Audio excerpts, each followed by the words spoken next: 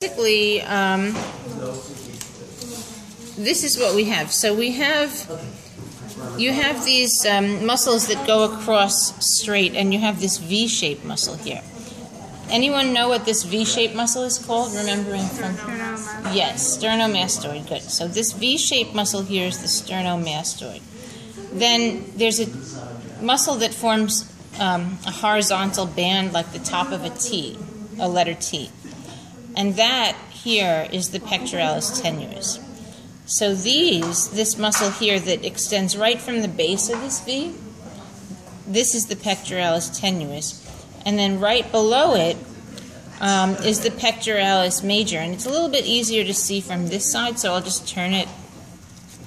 But here's the edge of the pectoralis major. And then behind it, you see these this band of muscles. Anybody know what those are called? Serratus ventralis. Yes, serratus ventralis, right. So these are the serratus ventralis muscles here.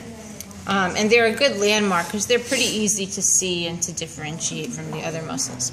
So we have serratus ventralis here, pectoralis major on both sides here, and it forms a triangle basically. So it comes out, it inserts on the proximal part of the humerus, and it originates on the ventral midline.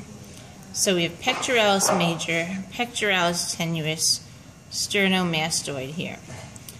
Then what you can do after that is you can look at the abdominal muscles. So the most superficial of the abdominal muscles is the external abdominal oblique.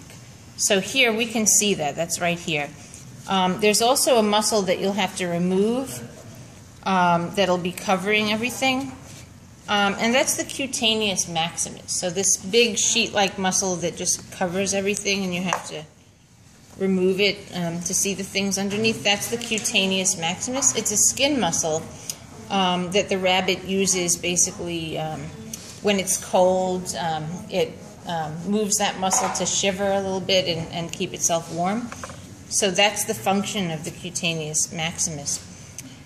So you have the external abdominal oblique.